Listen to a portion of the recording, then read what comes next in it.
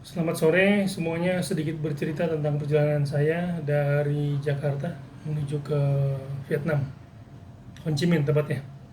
Tanggal 27 dari Jakarta, pesawat berangkat tanggal 28.005 dengan menggunakan Airbus Cathay Pacific dari Jakarta ke Hong Kong transit, penumpangnya hanya 20 orang. Sampai di Hong Kong jam 6 pagi, lalu masuk ke dalam bandara mengikuti arahan dari protokol kesehatan karena transit, jadi ikut langsung ke transit. Sepanjang perjalanan dari pintu transit masuk ke gate 25, tidak ada gerai yang terbuka, gerai makanan, semua sepi. Seperti kota mati bandara suasananya. Tidak ada aktivitas dan hanya beberapa orang yang lalu lalang. Ketika melewati gate nomor 2, di situ ada cafe soft, tetapi masih tutup karena masih sepi sekali. Lalu terus berjalan sampai ke gate 25. Di gate 25 menunggu, lalu jam 10 sedikit mulai rame. Tapi ternyata untuk food court atau cafe shop belum ada yang buka. Jam 12 saya melihat ada orang yang menenteng Starbucks, tapi karena di gate 2 cukup jauh dari gate 25, jadi saya memutuskan untuk tetap stay di gate 25 sambil menunggu, lalu sibuk dengan WhatsApp dan ngobrol sana sini. Tapi tidak ada orang, hanya saya sendiri di gate 25. Waktu terus berjalan, lalu mendekati pukul 2 siang, karena pemberangkatan berikutnya dari Hong Kong adalah jam 4 sore. Jam 2 siang datang beberapa orang dengan tujuan yang sama, akan ke Ho Chi Minh. Lalu menunggu, jam setengah 4 kita disuruh untuk melapor diri dengan menunjukkan bukti form isian yang sudah kita screenshot barcode-nya, tunjukkan kepada petugas bandara dari pihak Cathay Pacific. Setelah mereka lihat, lalu kita duduk kembali menunggu untuk masuk ke pesawat. Sambil menunggu saya memperhatikan ternyata cuma ada 7 atau 8 orang penumpang yang akan masuk ke dalam pesawat. Jam 4 kurang seperempat kami diizinkan masuk ke pesawat. Lalu saya duduk di seat nomor 43A. Lalu saya perhatikan ternyata cuma ada 7 penumpang. 7 penumpang menggunakan Airbus 300. Lalu pesawat berangkat dengan suasana yang sepi sekali karena cuma 7 orang penumpang ditambah sama kru. Kru ada mungkin 5 atau 6 orang pramugara. Lalu perjalanan ditempuh dalam waktu 2 jam. Lalu kami mendarat di Ho Chi Minh. Mendarat di bandara.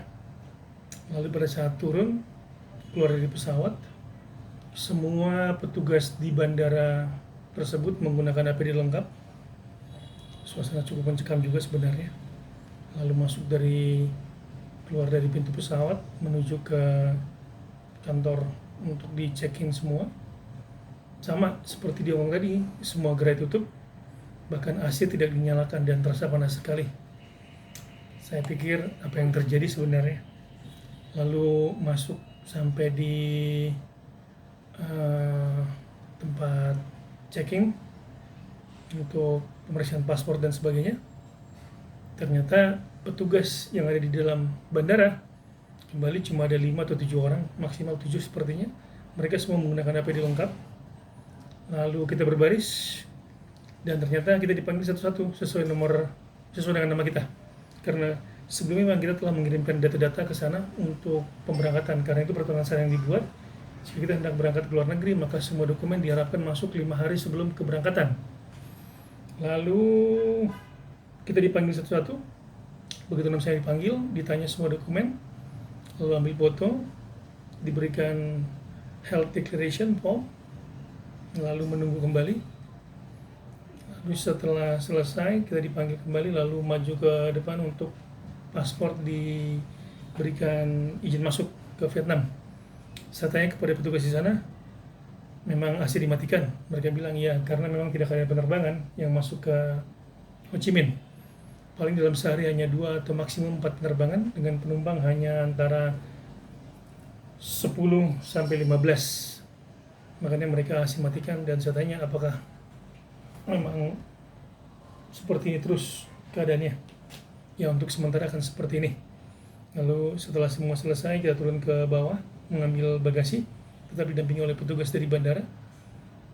Lalu kita menunggu. Setelah bagasi saya ambil, ditanya oleh petugas bandara, diminta untuk menunjukkan booking untuk karantinanya.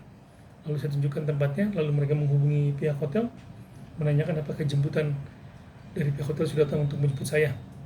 Lalu dalam perjalanan lalu sampai, dan saya masuk. Sebelum masuk kembali disemprot semua barang-barang saya, termasuk saya juga, dan supir dari pihak hotel juga menggunakan APD lengkap.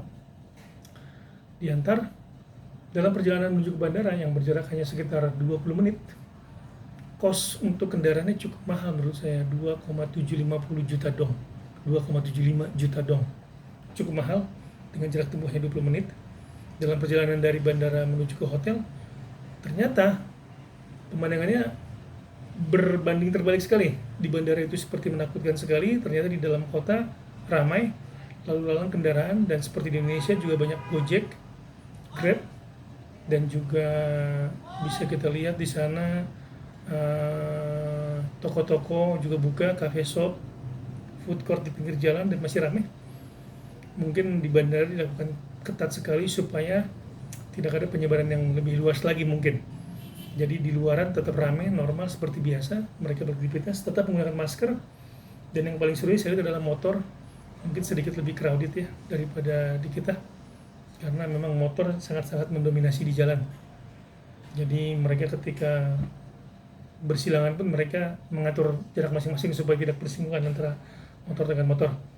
Setelah sampai di hotel, lalu saya juga harus mengikuti protokol kesehatan, menurunkan barang sendiri.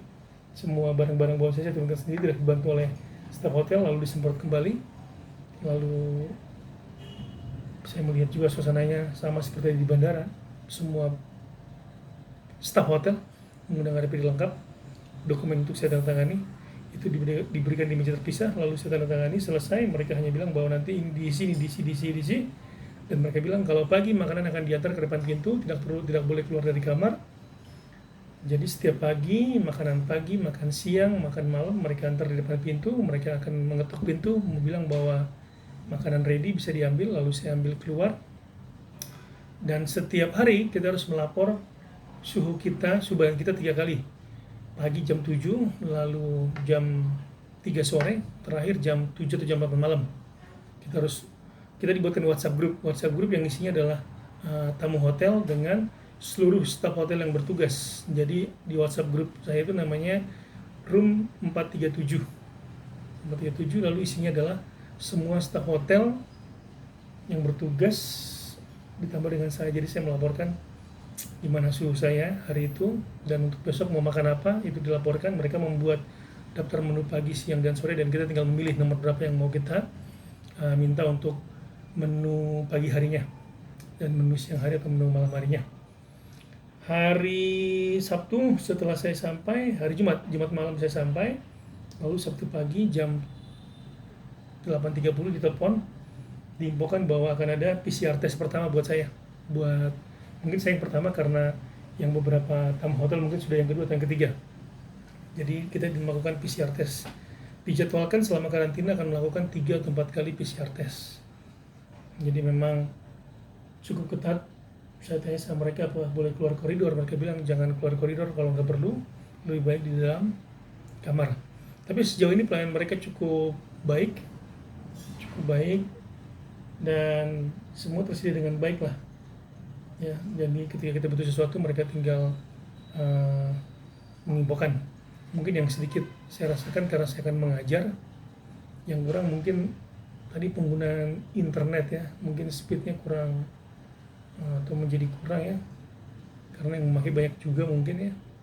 Jadi ketika dipakai akan lambat sekali. Jadi saya sedang berikan cara bagaimana mengatur supaya nanti pada hari Senin ketika saya mengajar online dalam masa karantina, sebelum nanti karantina selesai dan masuk normal di sekolah baru tempat saya mengajar.